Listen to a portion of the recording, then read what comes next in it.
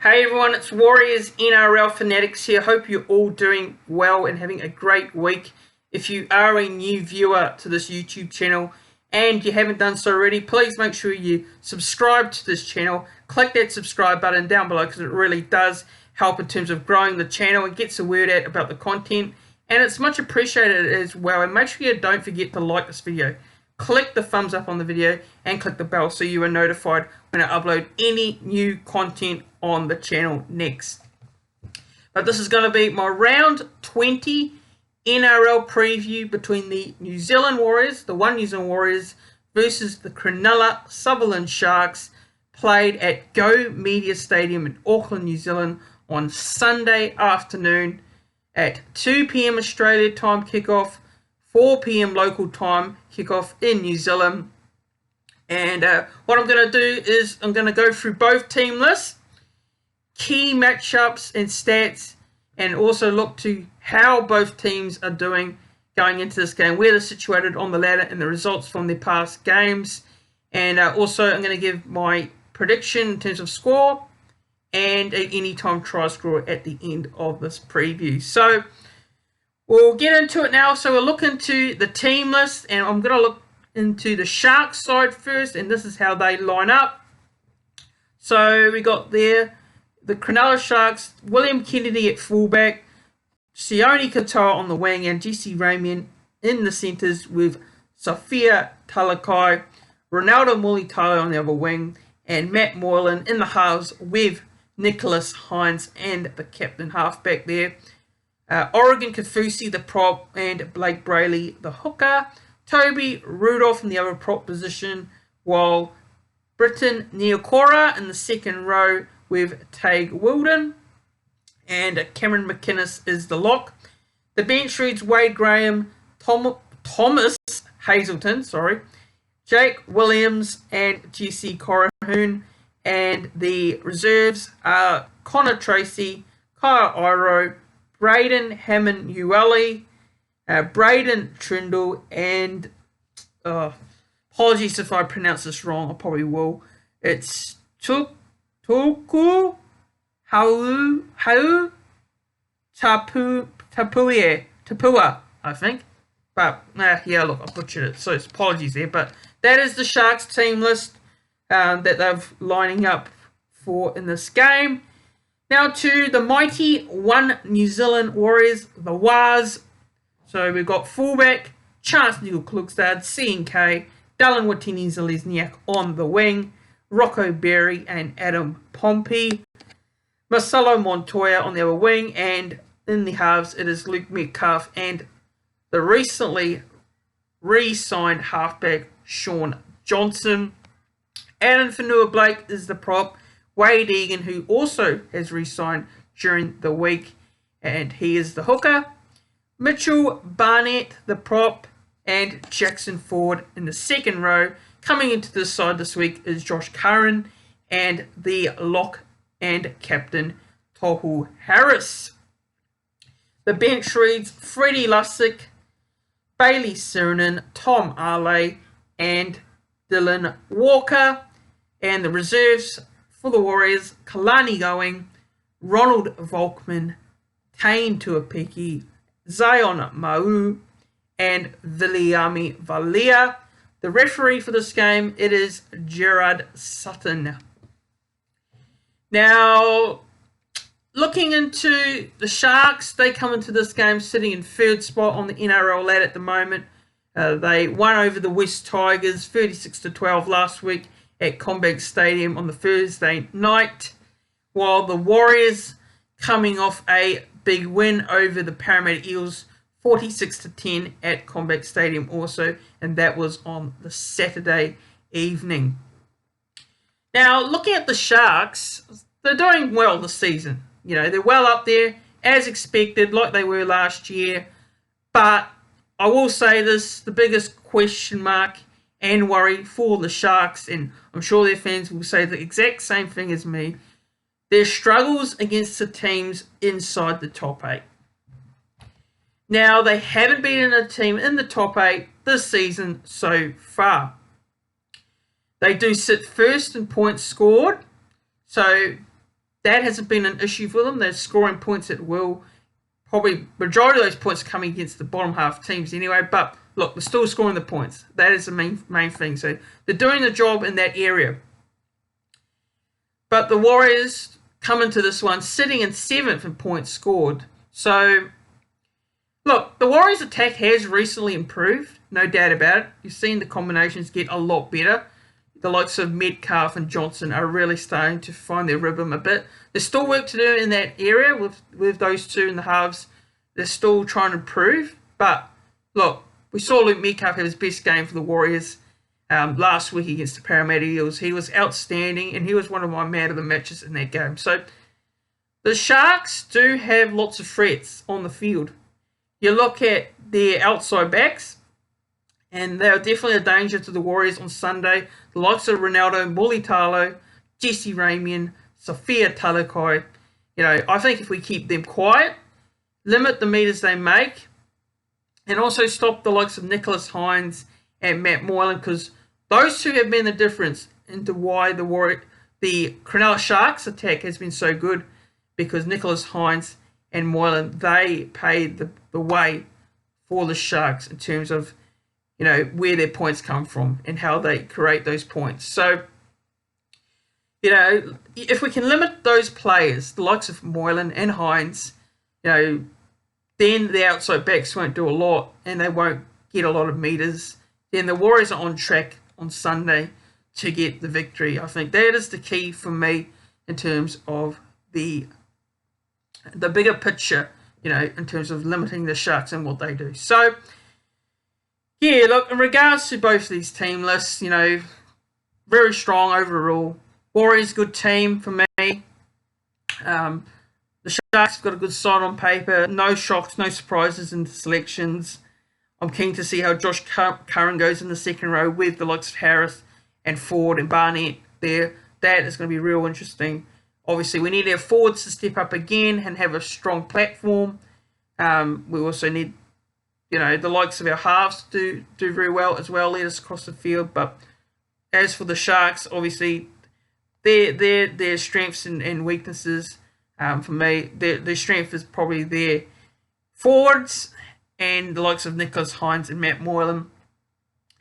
I think their weaknesses probably are their defence, because they are linking a lot of points too, you got to remember, this year. So we saw at the previous game, these two teams played, that the Sharks and the Warriors, the Sharks got off to a very good start. Then they leaked a chunk of load of points in the second half. And the Warriors, came back and won that game in a remarkable fashion, which a lot of people probably didn't see coming after the way the Warriors started that game down in there in Cronulla only a couple of rounds ago. So, looking into the key matchups that I'm looking out for in this game, I'm actually looking at the halfbacks. Shaun Johnson v. Nicholas Hines. Now, look at the stats here so far this year. Shaun Johnson's had 17 appearances, 6 tries, 56 goals, and forced dropouts of 16. Goal conversion rate of 80% with an average kicking meters of 527.4, try assist 16, line break assist 13, offload 6, and tackles made 334. Tackle efficiency of 92.5%. Average running meters 55, total running meters 956. As with Nicholas Hines and his stats, so he's had 13 appearances, 3 tries, 61 goals, forced dropouts 9, goal conversion rate of 79.2%, so it's slightly down on what Shaun Johnson's goal conversion rate is. Average kicking meters 447.4, try assist 18, and line break assist 25. So he's definitely paving way in that area. 16 offloads. Tackles made 232, tackle efficiency 92.1%. Average running meters 151.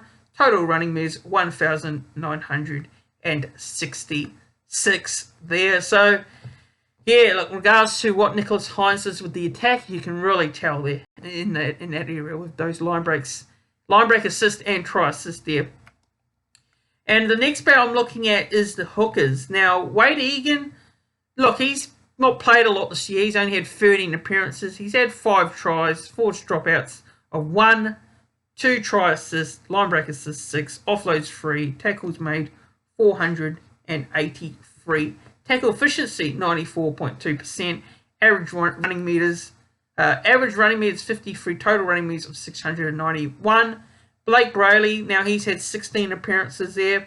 He's had 1 try, 2 forced dropouts, try assists 7, line break assists 6, offloads 7, tackles made 651, tackle efficiency 92.3%, average running meters 51, and total running meters 831 meters. But yeah, if you look at the hookers, I think it's pretty even. I think it's really even in this battle, and Blake Brayley is a very talented hooker. I think he's quite a crafty hooker, and he's quite quick as well, and he adds plenty of skills to his table. He can defend very well, which is, you often see with hookers that defensively is not such a big area that, is talked about with hookers, A lot of people think that hookers can't defend, but these 2 hookers are defending very well this season. So, look, I think if the Warriors can limit what Blake Brayley does in terms of, where he can get this team going across the field, I think the Warriors will get the upper edge in that sort of department. And I think Wade Egan can provide that, given what I saw from Wade Egan last week against the Parramatta Eels, where he was outstanding. Wade Egan, he was everywhere. From what he did, in terms of running meters, yes, he might not get a lot of running meters on the field in terms of stats, but look, he does the job. So, look, personally, if I was to give the edge in terms of the hookers, I would definitely give it to the Warriors here. I think that our forwards can lay a platform for Wade Egan, and I think Wade Egan will add plenty to the attack and spark us as well on the field in this game. So, another area I want to look to now is the bench. So, looking at the bench that we have, so we'll go through the bench again. So, we've got Freddie Lussick, Bailey Surinam, Tom Ale, and Dylan Walker. The Sharks have Wade Graham, Thomas Hazelton, Jack Williams, and Jesse Corahun. Now, I don't know anything about Jesse Corahun. I've not seen him play before. I've seen Wade Graham. Sorry, not Wade Egan. Wade Graham. I've seen Thomas Hazelton, and I've seen Jack Williams. They're very handy players. They're good, hard-working players. Thomas Hazelton, very tall, big fella. Very hard to tackle as well. And I think he's done a pretty handy job for the Sharks over the past couple of weeks. The Warriors, in terms of their bench, Dylan Walker coming on, can play in the middle in terms of the forwards, or can play a bit of dummy half. Look, Dylan Walker has been outstanding this year. His impact he brings to this team is incredible. Our attack gets a lot better when Dylan Walker is on the field.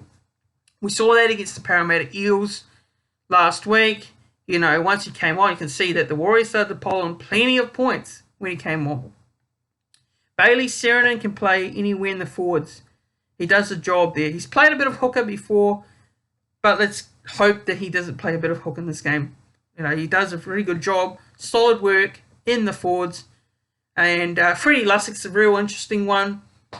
Who knows what the Warriors are going to do with Freddie Lussick in this game. He's probably going to play a bit of backup 9, but who knows. We'll see what minutes he gets in this one. Now, in terms of who I give the edge to, I'm going to give the edge to the Warriors, no doubt about it. Just looking at our bench here, looking at the Sharks bench closely, the Warriors do have the better players in terms of impact coming off the bench. I wouldn't say the Sharks is terrible. I think the Sharks have a handy bench as well, but look, I'd give it to the Warriors. Purely based on the fact that you got the likes of Dylan Walker coming on. You got the likes of Bailey Surin and Tom Ale who can do the job as well. So, overall, I think that the Warriors personally have the better bench. Now, looking into the betting prices now for this game, via Sportsbet Australia, The New Zealand Warriors are paying $1.96, and the Cronulla Sutherland Sharks are paying $1.88. Now, in terms of the overall stats, so this season we got there the Warriors are sitting at the 10-17 with 59% for this year so far. Sharks are 10 wins. So the Sharks are 10-16 as well with 62% overall. And the form guide. So we've got the Warriors' recent results. Won against the Eels 46-10. Lost to the South Sydney Rabbitohs 28-6. Won against the Dragons 48-18. Won against the Raiders 36-14. And won against the Dolphins 30-8. So currently, when you look at that, the Warriors are 4 wins from 5 games. Now, the Sharks' recent results, won against the Tigers 36-12, won against the Dragons 52-16. As you can see with these games, a lot of these games have been big margins for the Sharks, 48-10 over the Bulldogs. And then you look at their losses. So they lost against Melbourne 54-10. Then they lost to the Broncos 20-12, and they're 3 out of 5. So, like I said, in regards to their form against the top 8 sides, they're not doing very well in that area. So, looking into the head-to-head stats, since 1988, played 43 times. The Warriors have won 17. The Sharks have won 26. Points scored, Sharks 457, and points conceded 323. The Sharks' completion rate is at 75% for the season. Tackle efficiency of 87.6%. Points scored 28. Average points conceded 20. Average play the ball speed for the Sharks is 3.53 seconds. And the record for the Sharks at Mount Smart Stadium in Auckland, New Zealand is 8 out of 16 with a modest 50%, which is not too bad for a team that, travels to New Zealand against the Warriors, Not a lot of teams can say 50% is the record that they can have, but 50% is not too bad. Now, my final thoughts and my prediction for this game in terms of try scorers and the score prediction. Another important game for the Warriors and a chance to right the wrongs of our last game at Go Media Stadium, where we struggled against the Bunnies in wet weather conditions. I will say, wet weather conditions, the last 2 games at Mount Smart Stadium have been wet conditions. The Roosters and the Bunnies. So we have struggled against these teams with those weather, but apparently the weather is forecast to be pretty cloudy. So fingers crossed that there is no late changes to the weather. There's no rain in this game, because a dry game really does suit the Warriors. It suits us a lot better than what a wet conditions game would suit us. So fingers crossed that it is dry and the Warriors get a great crowd in. I heard that 31,000